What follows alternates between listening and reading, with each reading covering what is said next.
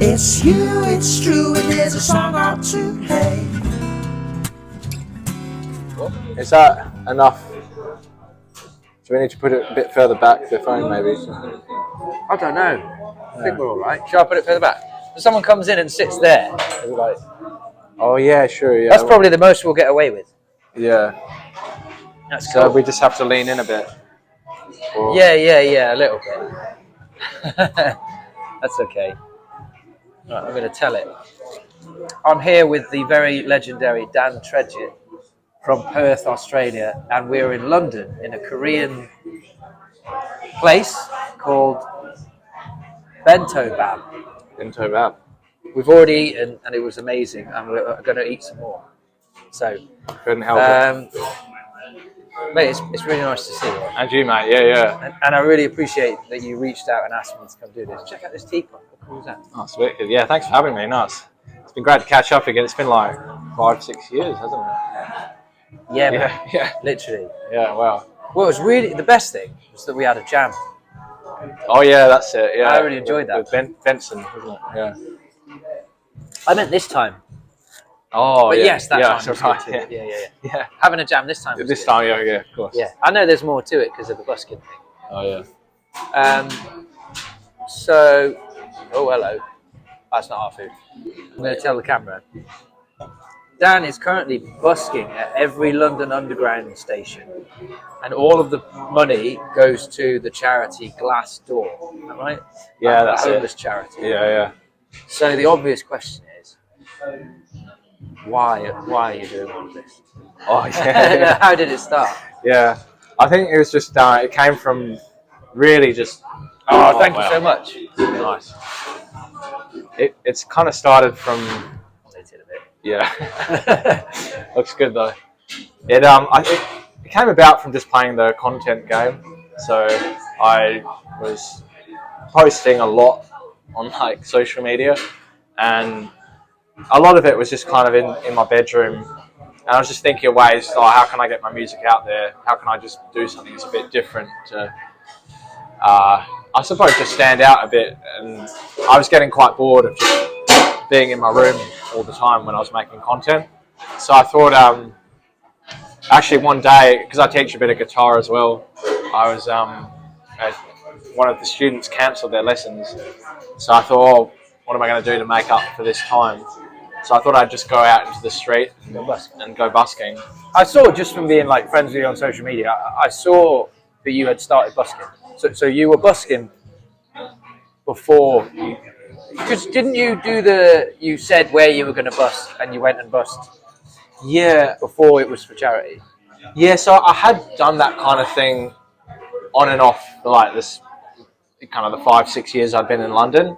It was never really a regular thing. Sometimes over like the Christmas period I'd go out, but back then I used my amp and a microphone, and I wasn't really filming the sessions at all. Yeah. It was just to kind of earn a bit of, get a bit of extra coin. Yeah. And but this time round I was thinking, what if I just went out, made a few coins and just filmed it and just kind of, broke that down into mini content that I could post. And I just thought, that'd be something a bit different from what I normally do. Because I was tired of, doing the same kind of making content in my bedroom all the time. And I just wanted to get out and about a bit. And when did it become charity? When did you decide on that? So that came. So I went out to like my local kind of area in London. I played and made a bit of money, and then used that footage in a post, and that went quite well. And then I was thinking, what are some ways that I could turn this into a bigger challenge? So I thought that's how the London Underground idea came up. I was thinking, that's cool. So to be honest, I just started that, and it was initially just for content. I just thought that's quite a fun idea. Maybe some people will be interested in seeing that journey. And it was about maybe 20-30 stations in when I realised that this has actually got fundraiser written all over it, because it's about, it's a lot of the point of the videos is kind of seeing how much money I've raised at the stations, collecting donations from the public and all that. And I thought, that'd be wicked to turn this into a fundraiser. So That's Right. kind of how that came about. Yeah. It can't be a coincidence that you're out in the street busking, and then it becomes about homeless charity. As in, you must have seen, you know. Oh yeah. Oh, thank you very Thanks much. so Thank much. you. Wow. Oh, look at this. Look at that. That's the whitest bread I've ever seen. Yeah, yeah. Oh, it's very soft as well. So, should we pause the video and eat? Yeah, sure. Yeah, yeah. Yeah. Pause the video and eat. Oh yeah. You know, the whole you, Drew, and a song or two, or whatever it has been. Now it's you, Drew, and a song or two. It used to be you and Drew sessions. Oh yeah. You and Molly, Yeah. technically, both done 3. We've done 3. Yeah. Oh. When I very, very first started doing it, I Yeah. bought the cheapest, naffest. It wasn't naff, it did its job, but literally the cheapest tablet that you can buy. Yeah, yeah. No mics or anything, and just videoed some jam. I did that with you. I did it with Molly. I think you were maybe the first couple of people to do it with. Oh really? Okay. I Yeah. started doing it with other people, and then I did another one with you and another one with Molly. The one I did with you and Benson. Oh yeah. That was, yeah. And now now we're doing another one. But Molly's been on the radio show, so it's like. However, next week when we chat on the radio show, Oh yeah, yeah. you'll be in the lead. You'll have officially. Had the most. Yeah, I've got a few friends that have done it twice. Okay. Yeah. Yeah, you'll be in the lead. Oh. Yeah. That's an honour. Yeah. My little empire of you Yeah. doing a song or two. No, it's nice, man. It's a pleasure. And like first time it was just about you being a musician, you being a songwriter. Oh yeah. I can't remember if we did. Did we do an interview last time? No, No, we didn't, did we? Yeah. no, that was the extra thing. Oh, So I okay. bought these little mics. Oh, I was okay. like, I'll start doing an interview. Oh yeah, yeah. And then that quickly became the radio show. Oh right. Okay. Just because it felt like so much work went into it, and then it gets like 150 views or whatever on YouTube, Yeah. which is it's fine. But it just wasn't as much as I wanted from it. So I reached out to. It's now Bath Sound. Was Bath Radio at the time, Okay. Yeah. and I reached out to them. And Ollie, shout out to Ollie, was like, "Yeah, cool, great." Then you Yeah. trained me up, give me a radio show, legend. That's sick. Yeah. Yeah, so we're gonna have a chat next week, haven't we, on the radio, talk about this amazing thing you're doing. So, how much money have you raised so far for Glassdoor? Oh, so far it's over 1,000. I think we're at like 1,100. Really? Yeah. I mean, that's amazing. Oh, cheers. Yeah. Yeah. No, it's cool. Yeah. I mean, if we're so just at the stations themselves, it's been about we've raised just over $1,000, but if we include online donations, I think that's an extra 120. I mean, that's 130. amazing. Yeah. That's so good. Yeah. So the goal is to get to 10K, but I mean, it's quite ambitious, but I'm hoping if it kind of like snowball a bit and maybe towards the end it'll get a bit more traction. There might be like a last minute surge of. I see what you mean. Yeah. That could be a thing. Before I turned the thing off to eat the food, which was amazing, we both smashed it. I was saying I felt like it couldn't be a coincidence that you chose homelessness Oh yeah. and you're out busking. Yeah. So like, to be honest, I just had the thought of it being a fundraiser.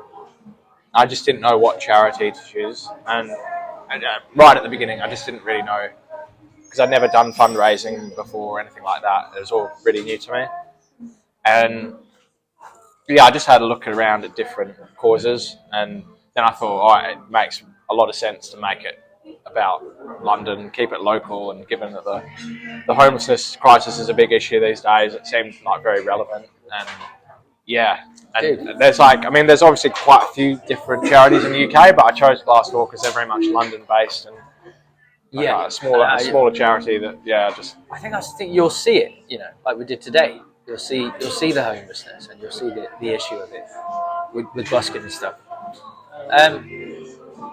Without dropping any names of organisations, apart from Glassdoor, obviously. Yeah. Can you say again what you told me earlier Oh, right. You know, we were talking about why you chose Glassdoor over other organisations. What was your reasoning based? Oh yeah, so yeah, it's pretty crazy. I remember actually I was talking to my boss at work. Actually, I was kind of just chatting in the staff room, and then the boss came out because he heard me talking about potentially me turning this into a fundraiser for charity.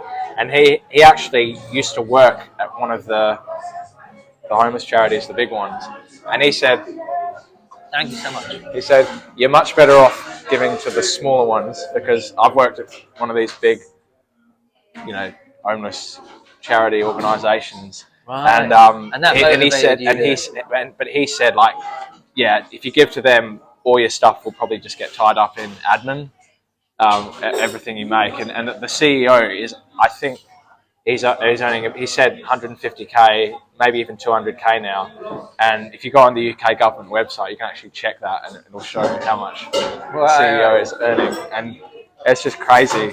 So I thought it'd be much better to just go to a smaller charity.